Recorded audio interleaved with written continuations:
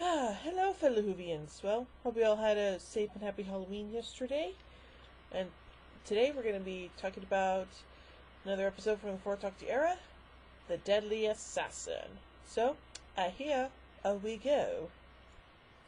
The Fourth Doctor has arrived on Gallifrey after receiving a mysterious summons from the Time Lords and having a precognitive vision about the president of the Time Lords being assassinated. Oh no! As soon as the TARDIS materializes within the Citadel, it is surrounded by the Chancellery Guard. Commander Hildred reports to Castellan Spandrel, noting that the TARDIS is a Type 40 time capsule, which is no longer in service. The soldiers are ordered to impound the TARDIS and arrest the occupant. The Doctor realizes that the Time Lords did not summon him. Okay, well, if they didn't summon him, then who did? Spandrel goes to see Coordinator Engen in the archives section. Hildred, and his troops enter the TARDIS, but the Doctor sinks out and makes his way to a service lift that leads to the main tower. A soldier who threatens to place the Doctor under arrest is killed by a phantom-like figure who disappears. All of this has been observed by the Doctor's old adversary, the Master. Dun dun dun. Chancellor Goth arrives outside the TARDIS. Inside the TARDIS, the Doctor is watching a news broadcast by a reporter he recognizes as Runcible, a classmate from his days at the Academy. The President is set to retire and to name a successor. Runcible is talking to Cardinal Barusa, one of the Doctor's former teachers. The TARDIS is conducted to the museum within the capital, and the Doctor borrows Gallifreyan robes. Several floors beneath the archive tower, the Master, severely emaciated, confers with an unseen accomplice.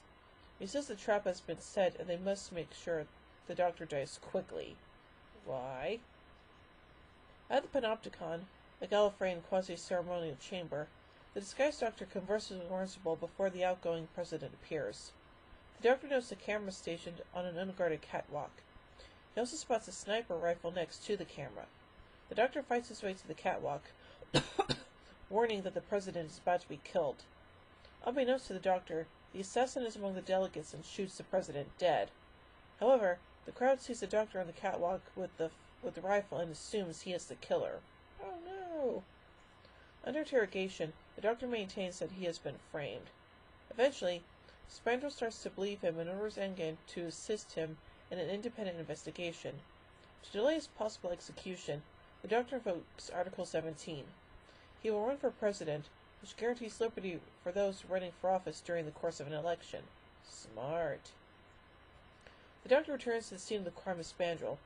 It discovered that the sight on the sniper rifle was distorted, making it virtually impossible for this weapon to have killed the President. Decided to check the recorded proceedings of the events toward the camera. The Master, hastening to extract the record himself, kills Runcible's technician using his TCE, tissue compression eliminator. Runcible attempts to take the tape to the archives for review, but he is killed. Oh no!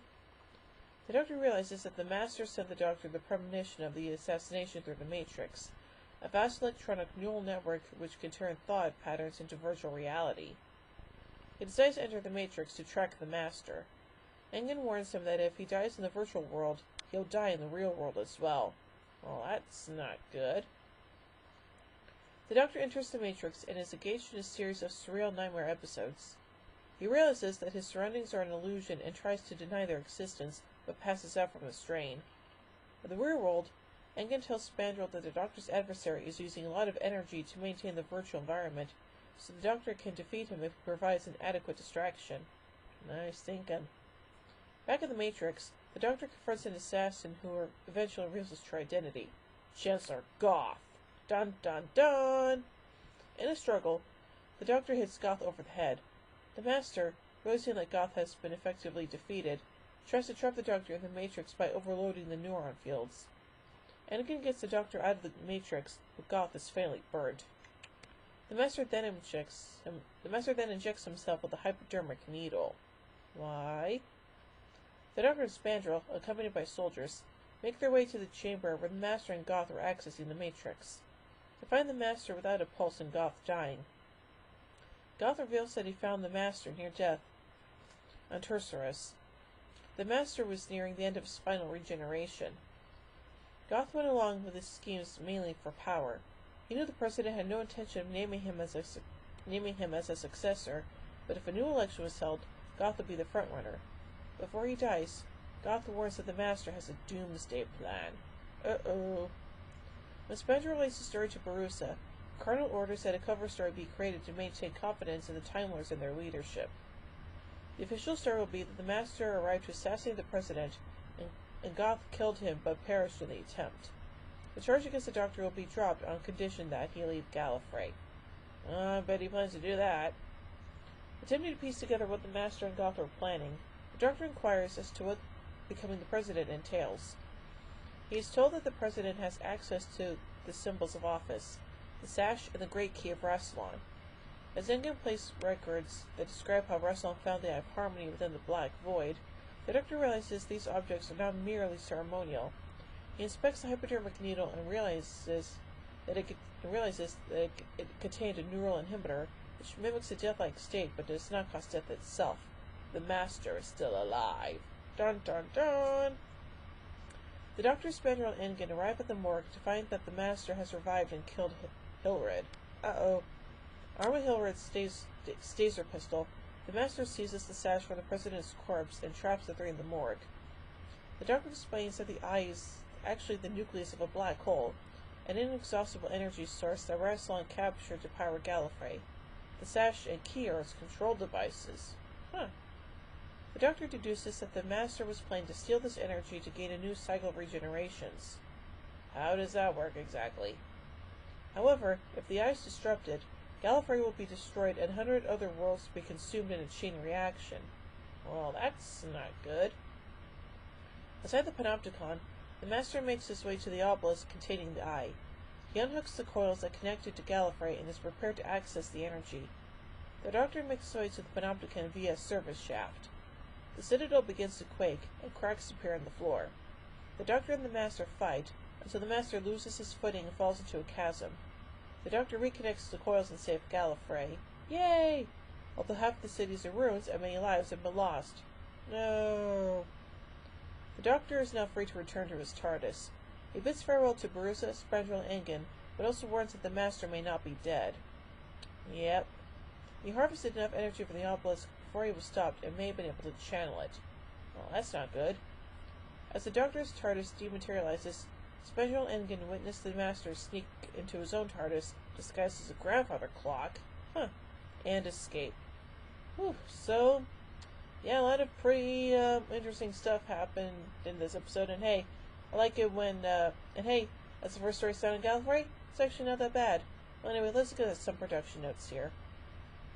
Robert Holmes said of The Deadly Assassin that it was difficult to write a script without anyone for the Doctor to share his thoughts and plans with, the usual of the companion. Working titles for this story included The Dangerous Assassin, which Holmes changed to Deadly because he thought it, quote, didn't sound right. The final title is a tautology. A successful assassin must, by definition, be deadly. However, since Time Lords can in general survive death, and the assassin's victims do not, he is perhaps deadly in that sense. According to the text commentary on the DVD, Holmes argued that the title was not a tautology, stating that there were plenty of incompetent assassins. Yep. Bernard Horsfall guest stars as Chancellor Goth. He had previously appeared as an unnamed Time Lord, credited as Time Lord 1, in the serial The War Games, prompting some speculation that they were the same character. Other parts played by Horsfall in Doctor Who were Gulliver and the Mind Robber and Tauron in Planet of the Daleks, all of which were directed by David Maloney. Angus Mackay later played the Headmaster in Maldron Undead. George Parvati previously played Dennis in The Enemy of the World and Jaeger in The Mutants.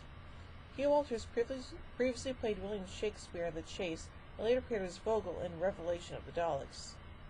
Peter Pratt, who played the Master, was previously leading man in the Doyle Card Opera Company and a radio actor.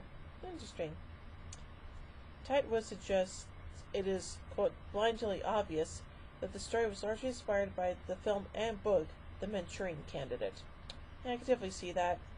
So, like I said, it's a pretty good story, and it's the first Doctor Who story set on Gallifrey. I really like it. So, overall, I give The Deadly Assassin 5 sonic screwdrivers out of 5. Well, join me next week as we take a look at The Face of Evil. Mwahaha. So, until then, this is Hoovy and Queen saying, "Oh my giddy aunt!" When I say run, run! I first polarity the neutron flow. Would you like a chili, baby? Fantastic. Allons-y! Geronimo! Bow ties are cool, fences are cool, and Stetsons are cool.